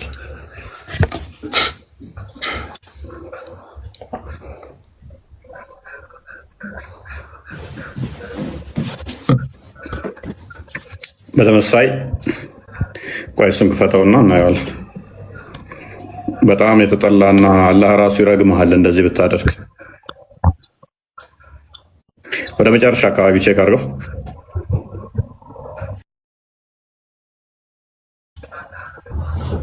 If anyone introduces an innovation ከሚለው ጀምራ ይላል he will be responsible for it ለሱ ተጠያቂ ይሆናል፣ ኃላፊነቱን ይወስዳል።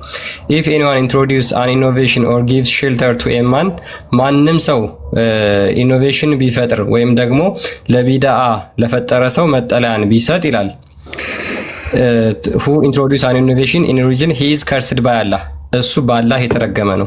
and by angels በመላእክቶቹ and by all people በህዝቡ ሁሉ በአማኞች ሁሉ የተረገመ ነው ይላል። ኦኬ መሐመድ በአላህ የተረገመ ገነት ይገባል?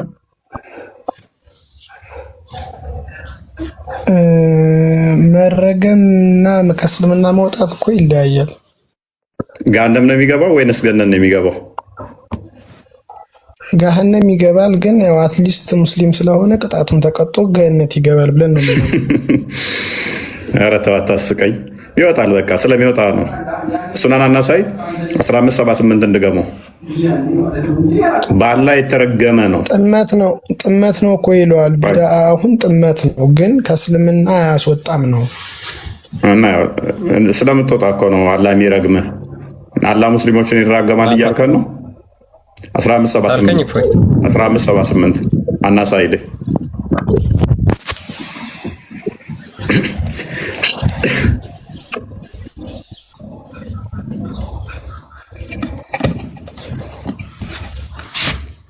ኦኬ ከላይ ጀምራ አንብበው። ትረስት የሚለው ምናምን እሱ ጋር ዌቨር the truest word is the book of Allah እውነተኛ ቃል የአላህ መጽሐፍ ብቻ ነው ይላል። and the best guidance is the guidance of Muhammad እውነተኛ ትክክለኛ መመራት ደግሞ በሙሐመድ በኩል ያለ መመራት ነው ይላል። the worst of things are those are newly invented እጅግ በጣም መጥፎ የሆነው ነገር ደግሞ አዲስ የሚፈጠሩ ነገሮች ናቸው። every newly invented things is an innovation የትኛውም አዲስ ቢድአ ፈጠራ ነው ይላል። and every innovation is going astray የትኛውም አዲስ ወይ የትኛውም ቢድአ ደግሞ ወደ ጥመት ያስገባል። and every going astray is in fire የትኛውም ጥመት ወደ እሳት ውስጥ ያስገባል። ቴንክ ዩ አያው መሐመድ አይቼዋለሁ። ግን እዚህ ጋር ከእስልምና ይወጣል የሚል እኮ እንትን የለም። እፎይ እናመሰግናለን። እሺ ሙስሊሞች ናችሁ ጋር ነው የምትገቡት፣ ጋር ነው የሚከታችሁ አለ። እዚህ ጋር ነገር ለማለት ትፈቅድልኛለህ? አይ ማንኛውም ጥመት ጋነም እሳት የሚከት ነው ካለን እኮ ፔሬድ አላህና መላእክቶቹ ረግመዋችሁ ጋነም የሚከቷችሁ ከሆነ አላህና መሐመድ አይሚን አላህና መላእክቶቹ የሚራገሙት ሙስሊሞችን ነው። ጋነም የሚገቡትም ደግሞ ሙስሊሞች ናቸው። በእስልምና እስልምና ተከታይ ባልሆነ ሰው መካከል ግን የቅጣት ልዩነት እንዳለ ታውቃለህ አይደል? እስልምና ተከታይ የሆነ ሰው ኃጢአት ሲሰራ ለዛ ኃጢአቱ እሳት ውስጥ መግባቱ ማይቀር ነው። እንደዛ የሚል የለም ቁርአን ውስጥ። አንድ ማስረጃ አለ። ጥመት ጠማማ ሰው ሙስሊም መባል ይችላል መሐመድ? አዎ ሊጠም ይችላል እኮ ሙስሊም ሆኖ እኮ ኃጢአት ሰራ ማለት እኮ ጠመመ ነው። ወለድ ከበላ ለምሳሌ አሁን በእስልምና ኃጢአት ነው፣ እሳት የሚያስገባ ስራ ነው። ይሄ ግን ቅጣቱን ጨርሶ ወደ ጥመት አንድ ጠማማ ሰው የጠመመ ሰው ሙስሊም መባል ይችላል? ኃጢአት የሰራ ሰው ጠማማ ሊባል አይችልም? አይደለም። ጥመትና ኃጢአት መስራት የተለያዩ ናቸው። ምክንያቱም ጥመት ማለት ወደ ክህደት የሚመራ ስለሆነ ማለት ነው። ግልጽ ነው። እኛ ችግር የለውም። አንተ ባልከው ምን እንስማማለን። ጥመት ወይም ደግሞ ጠማማ ሰው ሙስሊም ሊባል ይችላል። እሱ ያ ሙስሊም የተባለው ገሃነም ይገባል። ችግር የለውም፣ እንቀበላለን እኮ። ግን አንተ ባልከው አያስኬድ። ለዛ ነው አንተ ባልከው ስለማያስኬድ ነው።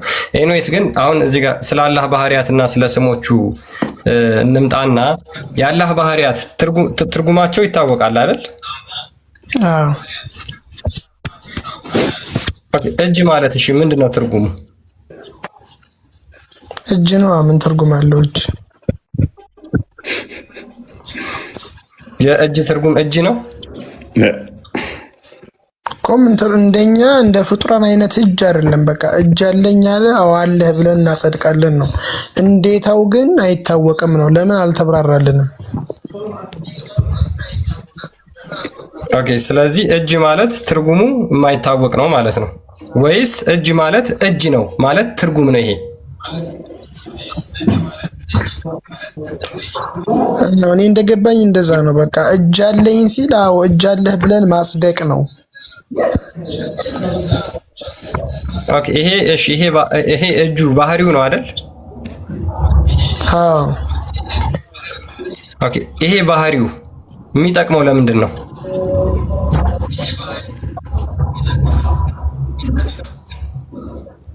ለምሳሌ ይመስለኛል ቁርአን ላይ አዳምን በሁለት እጆቼ ፈጠርኩት ይላል። ለመፍጠር ሊሆን ይችላል። እሺ፣ በጣም ጥሩ። ስለዚህ እጁ የሚጠቅመው ለመፍጠር ነው። ባቱስ ያን ልክ እንደ አዳም ግልጽ አድርጎ ስላልተናገረ አናውቀውም ነው የምንል፣ ምክንያቱም አላሳወቀንም። ስለዚህ አላህ ላይ ጥቅም የሚሰጥ እና የተገለጸ እጅ የተባለ ባህሪ ያለው ምን እንደሆነ የማይታወቅ ባህሪ ደግሞ ባት የሚባል ባህሪ አለው። ስለዚህ የሚታወቅ አላህ ማለት የማይታወቅና የሚታወቅ የባህሪ ውጤት ነው ማለት ነው አይደል? አላህ ማለት የሚታወቅና የማይታወቅ የባህሪ ውጤት ነው ማለት ነው። አዎ፣ የሚታወቀውን ባህሪ ለኛ አሳውቆናል። ደሞኛ እንድናውቀው ያልፈለገን ባህሪ አላሳወቀንም። ይሄ እኮ ግልጽ ነገር ግን ይመስለኛል። አሁን እዚህ ጋር ምን መሰለህ? ኦኬ፣ እነኚህም ባህሪያቶች የነቢያትን አስተምሮ ዘነ የመጣኸው ነቢያት አስተምሮታል ወይ ነው? ይሄን አስተምሮ ነቢያት እንደዚህ አይነት አስተምሮ ላይ አይደለም ፎከስ ያደረጉት ብዬ አምናለሁ። ምን ላይ ነው ፎከስ ያደረጉት? አንድና ብቸኛ የሆነን አምላክ በብቸኝነት ህዝቦች እንዲገዙ ከጣዖታትና ካልባሌ ነገሮች እንዲርቁ። ስለዚህ ስለ ባትና ስለ ግር አላወሩም ማለት ነው ነቢያት። ባት አምልኩ፣ ግር አምልኩ እንደዚህ ምናምን የሚል ላይ አይደለም ፎከሳቸው። ኮንሴፕቱ አይደለም። ስለዚህ አሁን አንተ በቂያማ ቀን አላህ የምታውቀው በባቱ ነው። ነቢያቶች ከመቃብር ሲነሱ ሌሎች ነቢያቶችን የተከተሉት አላህን በብረ የሚያውቁ ካደ ምን ምክንያቱም ምን አልከን አንተ ነቢያቶች አሁን ስለ እግሩ ስለ ባቱ ምናምን ነገር ፎከስ አላደረጉም፣ አላስተማሩም። እነሱ አንድ አምላክ ተገዙ የሚል ላይ ነው ፎከስ ያደረጉት አልከን። ይህንን ባት እግር ምናምን ብሎ የነገረህ ሙሐመድ ከሆነ ነቢያቶች ከመቃብር የትንሣኤ ቀን ከመቃብር ስትነሱ አላህን የምንለዩበት በባቱ ነው። ነቢያቶች ያንን በባቱ ካላስተማሩ አላህ በመጀመሪያ ይመጣና እኔ ጌታችሁ ነኝ ሲል ነው ጌታችን አይደለህም ትሉታላችሁ። ጌታችሁን በምታውቁት ሲባል በባቱ ትላላችሁ። እናንተ ባቱን ስለምታውቁ ነው። ቀደምት ሙስሊም አለ ብላችሁ ስለምታምኑ ከመሐመድ በፊት የነበሩ ደግሞ ስለ ባት ስላልተማሩ አንተም እንዳልከን እንዴት ነው በባት የሚለዩት? ያኔ እኮ እሱን በባት እንለየዋለን የሚል አስተምሮ የለም። አሁን እንኳ አልተግባባን አለ አላህም በባት የሚለዩት ነው። አላህ ይመጣል በመጀመሪያ በማታውቀው ቅርጽ፣ ከዛ ይመጣና እኔ ጌታ ነኝ ይልሃል። አንተ ጌታችን አይደለም ብላችሁ ታባርሩታላችሁ። ከዛ ጌታችሁን በመምታቁ ስትባሉ በባቱ ትላላችሁ። ከዛ ባቱን መጥቶ ገልጦ ሲያሳያችሁ ስጁድ ትወርዳላችሁ። እንደሱ የሚል ምንድነው ሐዲስ ነው ያለ? ሐዲስ ላይ ያለ ቡሃሪ 74 39 አንዴ ክፈተው ክርስቲያን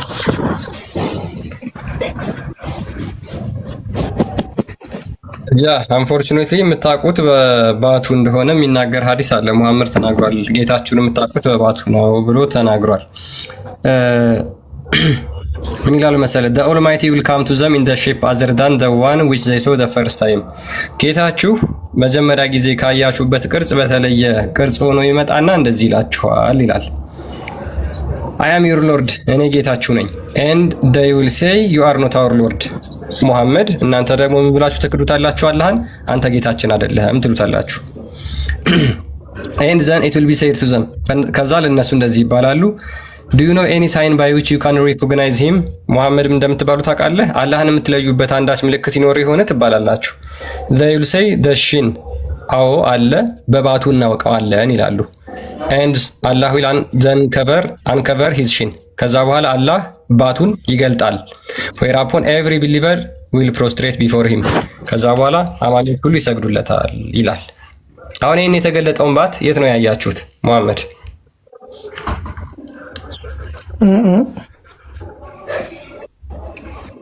ይሄንን ባቱን የት ነው ያያችሁት? የምትለዩት በባቱ ስለሆነ ማለት ነው። ከዚህ በፊት አይታችሁ ታውቃላችሁ? ምክንያቱም በቂያማ ቀን አላህን የምትለዩበት አንዳች ምልክት ይኖር የሆነ ተብላችሁ ስትጠየቁ አዎ አለ። ምንድን ነው? ባቱን። ከዛ በኋላ አላህ ይመጣና ባቱን ይገልጣል። እናንተ ሱጁድ ትወርዳላችሁ ማለት ነው። በጣም ጥሩ። ስለዚህ የአላህ በቂያማ ቀን መለያ ባቱ ነው ማለት ነው አይደል? ስለዚህ ያን ባቱን የት ነው ያያችሁት? ከዚህ በፊት ነው እስከ ቂያማ ቀን ድረስ ነው እንግዲህ። እኔ ሐዲስ አላውቀውም ይቅርታ። ኦኬ ያዘው። ለማንኛውም እጅግ ብዙ ቦታ ነው ያለው። ባስ ሲገለጥ ሰጋጆች ወደ መስገድ የሚጠሩበት እና የማይችሉበት ቀን የሚለውን አስተምሮ ሰምተው ከሆነ ነቢያቶች ያስተማሩት አምላካችን ነቢያቶች ያስተማሩት ነው የምትሉ ከሆነ ሙስሊሞች ያ አምላካችን ያላችሁት አካላቶች እንዳሉት ይታመናል። እነኛ አካላቶቹ ግን መሐመድ የተናገራቸው ውስን ናቸው። ባት፣ እግር፣ ሁለት እጅ፣ አንዳንዴ ሁለት ቀኝ እጅ ይኖረዋል የሚል አለ ሐዲስ ላይ ታዊል ያደርጋሉ። እሱ ጋር ሲመጡ አይደል ነው ግራና ቀኝ እጅ ግራና ቀኝ ያለው የሚሄድ የሚመጣ የሚታይ ከሆነ እሱ ግዙፍ አካል ነው ብለን ነው ምናምነው እኛ። ይሄ የፈጣሪ ባህሪ ነው የፍጡር ባህሪ ነው እንጂ ፈጣሪ ባህሪ አይደለም ብለን ነው ምናምነው። መታየት የሚችል መሄድ መምጣት የሚነገርለት የሚታይ ግራና ቀኝ ያለው ፊትና ኋላ ያለው እርሱ የፍጡር ባህሪ ነው። ምክንያቱም ዳይሬክሽን እና ዳይሜንሽን ተሰጠኸው በኋላ በፍጡራን ካካበብከው በኋላ ፈጣሪ ሊሆን አይችልም። መጠን ከሰራለት በኋላ ማለት ነው። አንዴ ስለዚህ ይህንን በባህሪው ይሄ እንደዚህ የሆነው አካል በባህሪው እንደዚህ የሆነው አካል አሉት የተባሉት አካሉ እግር ነው፣ ባት ነው፣ እጅ ነው፣ ጣት ነው፣ ፊትና የተወሰኑ ፊት አካባቢ የሚገኙ በሰውኛ በአላህ ላይ ግን ምን ላይ እንደሚገኙ ባይታወቁም አይን እንዳለው የሚያምኑ አሉ። አይኑ ፊቱ ላይ ይገኝ እግሩ ላይ ይገኝ አይታወቅም። ይሄን ብቻ ነው ወይ ነቢያቶች ያስተማሩት? ከ124,000 ነቢያት፣ ረሱል፣ መልእክተኞች ምናምን ተደምረው ያላነሰ ለእያንዳንዱ ሀገር በገዛ ቋንቋው መልእክተኛ ልከናል ብለው ስለሚያምኑ ቁርአኑ ማለት ነው። ለምሳሌ ኢትዮጵያ ውስጥ ብቻ ከ86 በላይ ብሔር ብሔረሰብ አለ። ለዚህ ሁሉ ብሔረሰብ እንግዲህ በራሱ ቋንቋ በራሱ መልእክተኛ ተልኮለታል እንደ እስልምና አስተምሮ አይደለም። ኢትዮጵያ ውስጥ ላሉ ብሔር ብሔረሰቦች እንደው እንደ ኢትዮጵያ እንኳን አንድ የተላከም የለም። አክቹዋሊ ይሄ ሁሉ መጥተው ያስተማሩት ስለ ባት ብቻ ነው ወይ? ስለ እግር ብቻ ተረከዝ ብቻ ነው ወይ? ስለ እጅና ጣት ብቻ ነው ወይ? ይሄንን ደግሞ መሐመድ የተናገረው አይደለም ወይ? እነኚህ ላይ ተዊልም ማድረግ ከእስልምና ያስወጣል። አንዷን ማስተባበል ከእስልምና ያስወጣል። ቅድም ከፍተን እንዳነበብንላችሁ አንዷን ዲናይ ማድረግ ተዊልም ማድረግ ሜታፎር ነው ብሎ እንትን ማለት ከእስልምና ያስወጣል።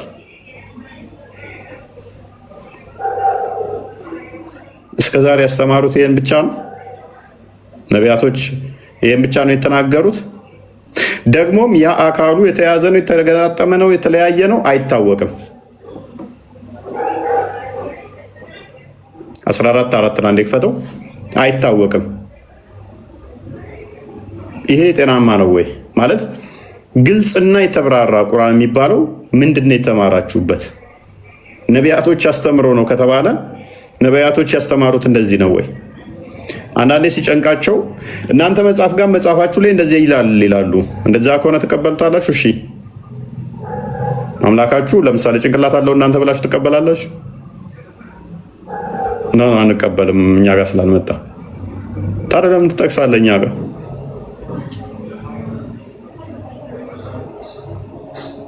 እኛ በሁሉ የሞላ ከስፔስ እና ፕሌስ ውጭም ነው የሚያካብበው የለም ብለን ስንል የእናንተ ገሃነምን እንኳን ለመሙላት እግሩን አምጥቶ ነው በቂያማ ቀን ስንል ነው። የእናንተም እኮ ገሃነም አለን፣ እኛማ በሁሉም የሞላ ነው ብለናል እኮ። ወረድ ያስቀድመን ቦታ ያካብበውም ብለናል እኮ አስቀድመን። ከመልእክተኛ ማናቸውንም በደንብ ከመልእክተኛ ማናቸውንም ለነሱ ያብራራላቸው ዘንድ በወገኖቹ ቋንቋ እንጂ በሌላ አላክንም። በመልእክተኛ ለሁሉም በምንድን ነው የተላከው? በወገናቸው ቋንቋ። በወገናችን ቋንቋ የተላኩት እንደዛ ከሆነ ስለ ባት እስቲ ያብራሩልን። አሁን ባት ምንድን ነው? እጅ ምንድን ነው?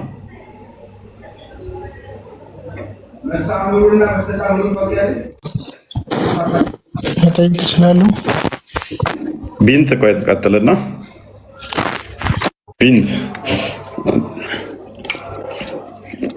ቢንት አህመድ አለሽ?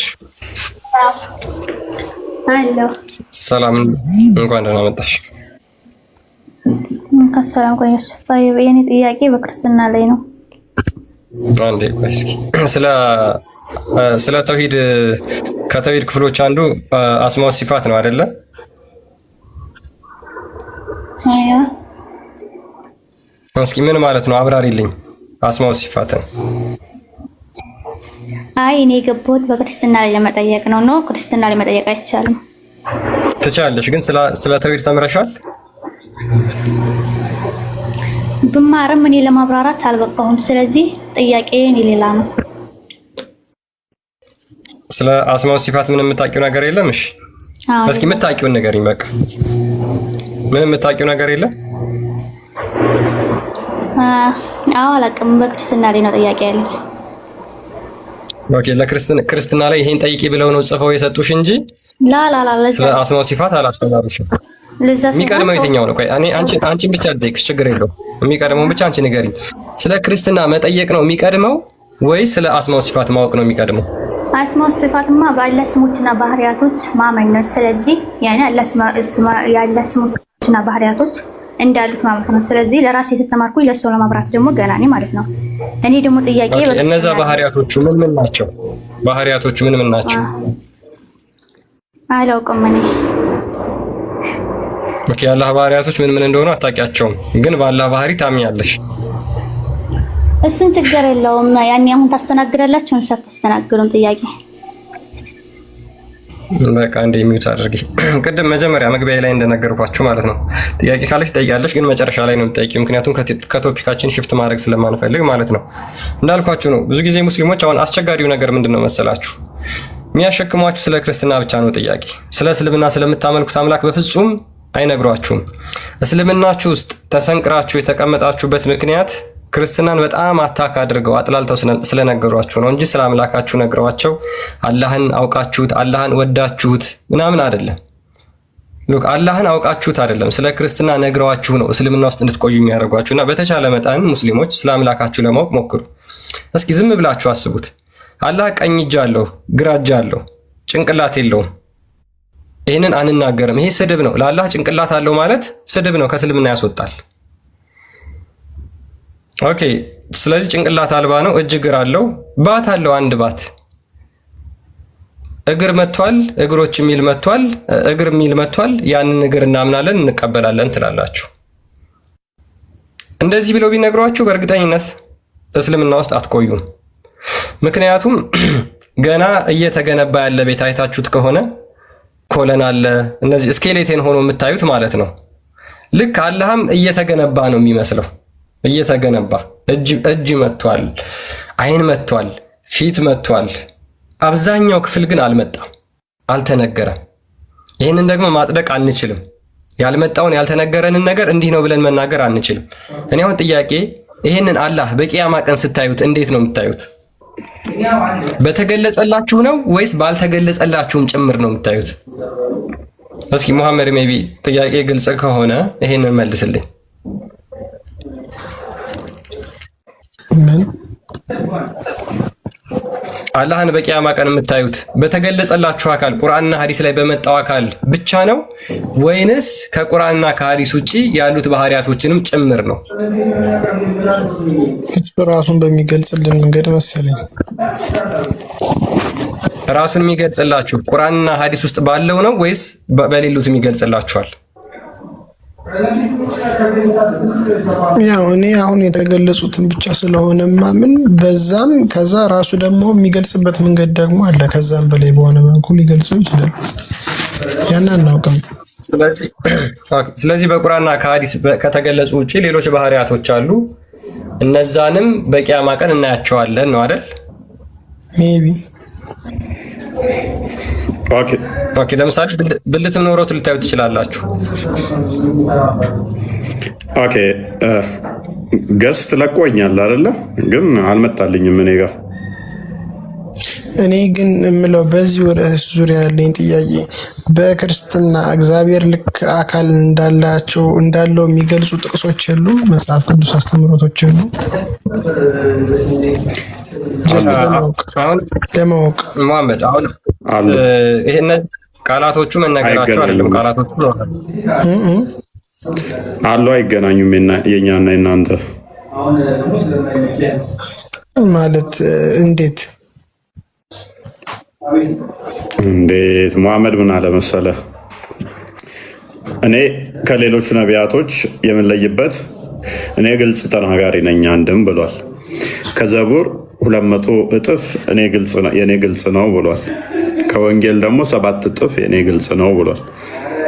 ቁርአን ለዛ ነው ግልጽ እና የተብራራ ነው የሚለው። ደጋግሞ ግልጽ ነው ይላል አይደል? ምን እያልኩ ነው ኦቨሮል? ስለዚህ እያንዳንዱ እናንተ ጋር የመጣው ግልጽ የሆነ ነው። እነኛዎቹ ማብራሪያ እንደሚያስፈልጋቸው መሐመድ ራሱ ተናግሯል እልህ ነው። 200 እጥፍ የኔ ግልጽ ነው ከዛኛው ከተባለ አንተ ማሰብ ነው። ከዛ በኋላ መሐመድ ያስተማረው 200 እጥፍ ግልጽ ከሆነ እነኛ ወደኋላ 200 ያህል መብራራት የሚያስፈልጋቸው አሉ ማለት ነው። ስለዚህ እኛ ጋር አካላት እንደው ቢመጣ ብታገኛቸው አንድም ከመገለጽ አንጻር የተነገሩ ናቸው፣ አንድም ይተረጎማል። በግብረ አካል የተገለጹ ናቸው።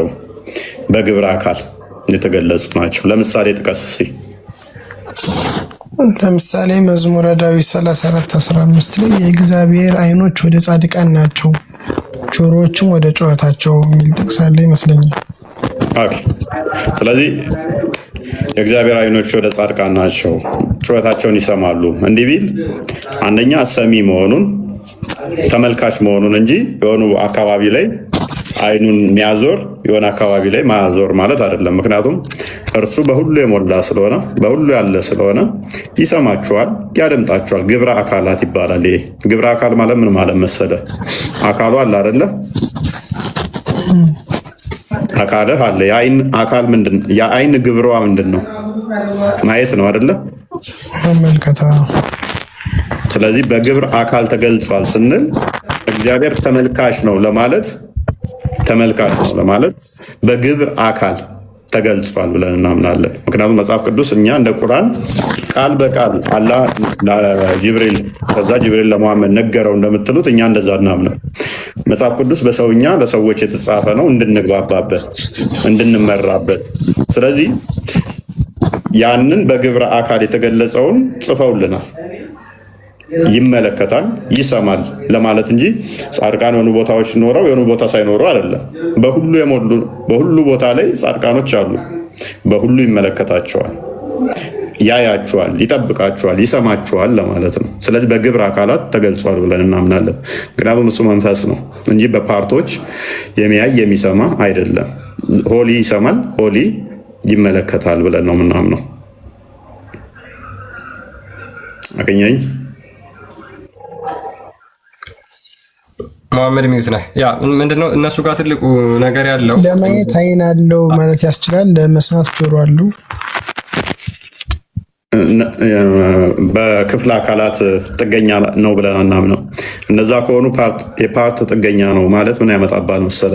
እነኛ ፓርቲሽኖቹ ጥገኛ ከሆነ እሱን ያስገኙት ራሱ እነኛ ናቸው ማለት ነው። ምክንያቱም የእነኛ ጥገኛ ነው ማለት ነው።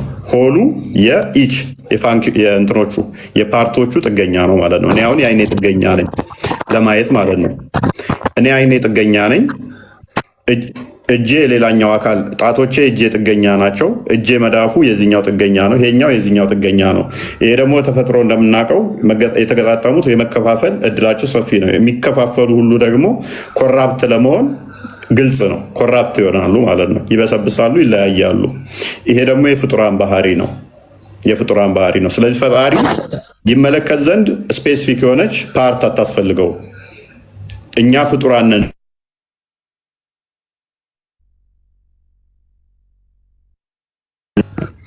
አለው። ተመልሳለሽ። ስለዚህ ለማየት ማለት ያለ ዓይን ይመለከታል፣ ያለ ጆሮ ይሰማል ነው። ዓይን የምትባል የሚመለከትባት ብቻ የሆነች አለው። አዎ ኦኬ። ዓይን የምትባል አካል የሚመለከትባት፣ ጆሮ የምትባል ለመስሚያ የምታገለግል፣ ዓይን የምትባል ደግሞ የሚያይባት አካል፣ እግር የምትባል የሚሄድባት አካል፣ እጅ የሚባል የሚይዝበት አካል፣ አንዱ አንዱን ያልሆነ፣ እጁ ዓይኑን ያልሆነ፣ ዓይኑም እግሩን ያልሆነ፣ እግሩም ጆሮውን ያልሆነ ስፔሲፊክ ፋንክሽን ያላቸው ፓርቶች እንደዚህ ፈጣሪ ያለው ብለን አናምንም። እንደዚህ በሞሉ እንደዚህ ያለው የሚባል ሁሉ ፍጡር ነው። የአትናቴዎስን ሜይ ቢ እናነብልን እንችላለን፣ እንዲቴል ያስቀምጠዋል። እሱም እንደዚህ ፓርቶችን እንትን የሚሉ ይሄ ፍጡር ነው።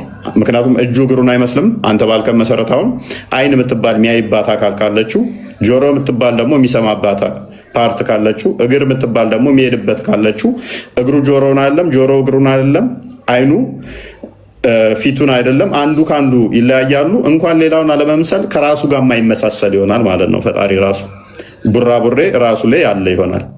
ከዛስ የነኛ ጥገኛ ይሆናል። ለመስራት እጅ ያስፈልገዋል፣ ለመሄድ እግር ያስፈልገዋል፣ ለማየት ዓይን ያስፈልገዋል ማለት ነው። ግን ይመለከታልም ይሰማልም ነው። ግን ያን ይመለከታልና ይሰማል የሚለውን ባህሪ ትቀበለዋለህ አንተ። አሁን ያያልም ጩኸታቸውንም ይሰማልም። ግን ሲያይና ሲሰማ እንዳልከኝ ከሆነ ለመስማት በጆሮ አይደለም፣ ለማየት ደግሞ በአይኑ አይደለም ነው። ያ አይን ጆሮ የምትባል ፓርቶችን አናጸድቅም። ፓርቶች ሆኑ በፓርቶች የተገነባ ነው። እነኛ ፓርቶች ደግሞ ስፔሲፊክ ፋንክሽን አላቸው ብለን አናምነው። ምክንያቱም ፓርቶች ከሆነ የፓርቶች ስብስብ የሆነና እሱ ፍጡር ይሆናል። እኔ አሁን የፓርቶች ስብስብ ነኝ። አይን የምትባል ማይባት አለችኝ፣ ጆሮ የምትባል ምሰማባት አለችኝ። ይሄ ጆሮዬ ምሰማበት እንጂ ማይበት አይደለም። ይሄ አይኔ የማይበት እንጂ የምሰማበት አይደለም። እግሬ የመሄድበት እንጂ የማሸትበት አይደለም። ፈጣሪ እንደዚህ የፓርቶች ስብስብ ድምር ውጤት አይደለም። ይሄ አማልክት ያደርገዋል። እሱን ወደ የአማልክት ስብስብ የጣዖታት ስብስብ ነው የሚያደርገው። ለፈጣሪ እንዲህ ካጸደቅን ማለት ነው። ፈጣሪ እንደዚህ አይደለም። ፕላስ ደግሞ እናንተ ጋር ወረስቱ ምን እንደሆን ታውቃለህ? እንደው ብናጸድቅ እንኳን ለእናንተ የሚከፋውን ላሳየ። እነኚህ ፓርቶቹ የሚታዩ ናቸው፣ የተገደቡም ናቸው። መሄድ መምጣት የሚነገሩለት ነው። የእናንተው በደንብ አስተውል። ይሄዳል፣ ይመጣል፣ ይታያል ተብሎ ደግሞ ይነገርለታል። እኛ ጋር በምን አይነገር መሰለ?